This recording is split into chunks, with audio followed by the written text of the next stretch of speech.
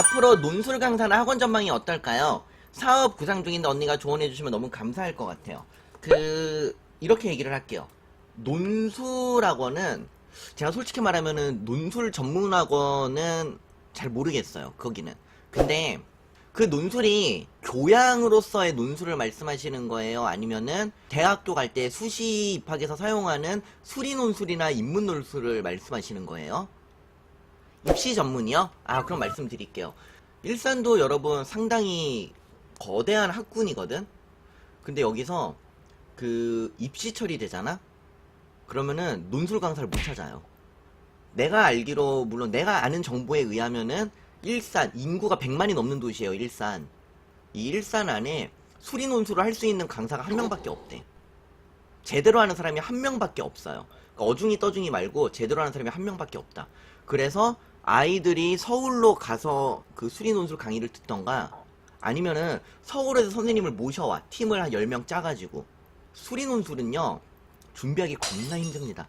대신에 하면은 독점 시장이에요. 독점 시장. 제 주변에 수리 논술 강사인데 돈을 긁어 모으는 분이 계셔요.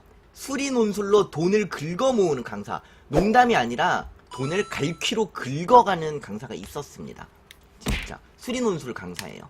근데 그 논술이 여러분 크게 두 가지가 있어요.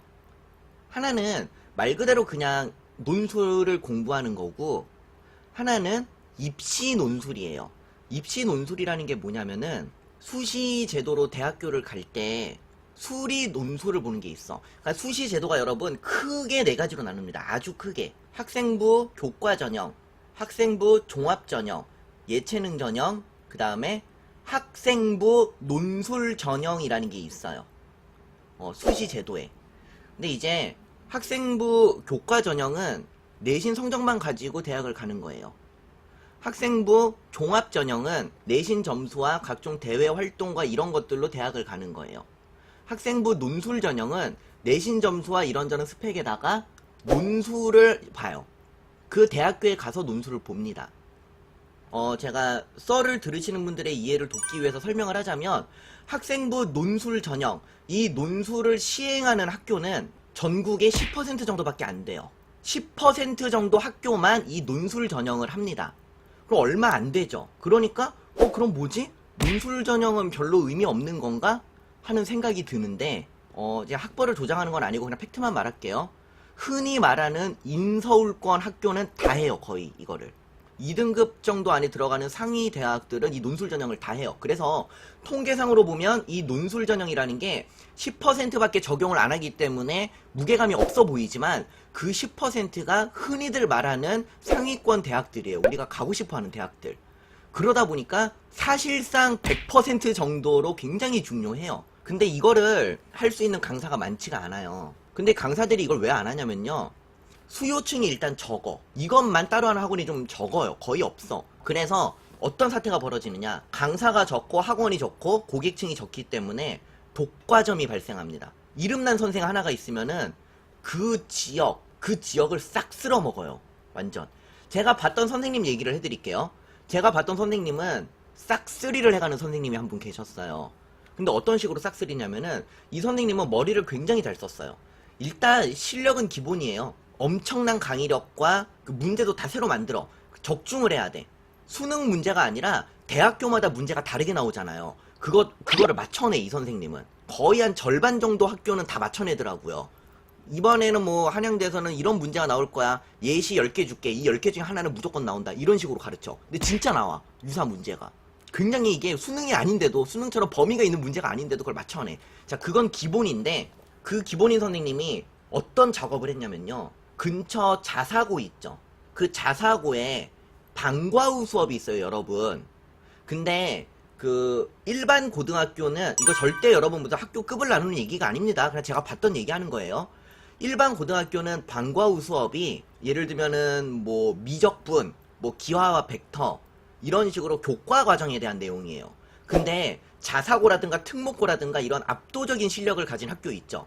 방과후 수업이 논술 수업으로 쫙 깔려요. 어차피 그 아이들은 최상위권 학생들이니까 그 아이들은 흔히 말하는 한국에서 10% 안에 들어가는 학생들이니까 이 논술을 해야 되는 학생들인 거야. 그러니까 학부모들과 학생들이 요구를 해서 괜히 뭐 어차피 일반 학원에서도 배울 수 있는 그런 교과 과정을 안 하고 수시 스펙을 만들 수 있는 방과후로 쫙 깔어. 어차피 교과 수업은 내가 혼자 공부해서 1등급 찍는다 이런 마인드거든. 근데 이 선생님이 원래 출신은 사범대가 아니었어요. 이 선생님은 그냥 평범한 공대를 나온 선생님이었어. 근데 대학원을 사범대를 간 거야. 대학원을 수학교육과를 갔어. 그리고 학점은 별로지만 수학교육과를 졸업을 했어요. 대학원을. 그래서 석사를 따면서 여러분 교직이수라 불러요. 사범대를 졸업하면 2급 정교사 자격이 나옵니다. 이 2급 정교사 자격이 있으면 뭘 할 수 있냐면 첫 번째 사립학교 선생으로 갈 수 있고요. 두 번째 임용고시에 응시할 수 있는 자격이 생긴 거예요. 그러니까 임용고시는 2급 정교사를 가진 선생님들 중에서 공무원이 되는 게 임용고시고, 그리고 세 번째 방과후 교사로 들어갈 수가 있게 된 거야. 그래서 이 선생님은요 근처에 있는 그 강력한 학교 자사고에 수리논술 방과후 선생으로 들어갔어요. 그리고 거기서 1년간 수업을 하셨어. 혼을 실어서 수업을 하시더라고. 자기 영혼을 갈아 넣는다고 표현해야 되려나? 그 방과후 수업을 들어가서 자기 영혼을 갈아 넣어가지고 수업을 해서 그 해에 그 학교 상위권 대학 진학률이 눈에 띄게 올랐어요. 근데 이 선생님이 자기 연구팀을 돌려가지고 자기 연구실 팀을 돌려서 그 학교의 그 상위권 대학 진학률의 근거가 작년 대비 학생부 논술 전형 합격자가 눈에 띄게 의미 있을 정도로 유의미하게 성장했다는 거를 이제 이 선생님이 분석을 해낸 거야. 딱 봐도 이 선생님이 들어가서 방과후에서 그걸 했기 때문에 그 학교의 수리 논술, 그 학생부 논술 전형 합격자가 확 올라갔고, 그래서 전체 그 합격자가 올라간 거예요. 그리고 이 선생님은 거기서 방과후를 그만두시고 그걸 마케팅 포인트로 시작을 하셨어요. 엄마들 눈 뒤집히는 소리가 들린다. 뒤집히겠죠. 안 뒤집힐 수가 없어. 대신 이거 실력이 되기 때문에. 그리고 이 선생님이 어떻게 했냐면요, 근처에 있는 수학학원들 있죠. 잘 나가는 수학학원들, 학생들 몇백 명씩 있는 수학학원들, 거기 원장들한테 컨택을 시작을 했어요. 원장들한테 딜을 건 거야. 수리 논술 깔아주세요. 제가 와서 수업할게요. 그러면 이 원장은 우리 학원 아이들은 수리 논술 안 하는데, 그러면은 이 선생님은 다른 학원 가서 하는 거야. 근데 학원 입장에서도 땡큐예요. 왜냐면은 학부모님들이 수리 논술에 대한 요구를 많이 해. 상담하면은 우리 아이 그래도 논술 전형 쓸 건데 수리 논술은 어떻게 준비해야 될까요 선생님, 이러거든.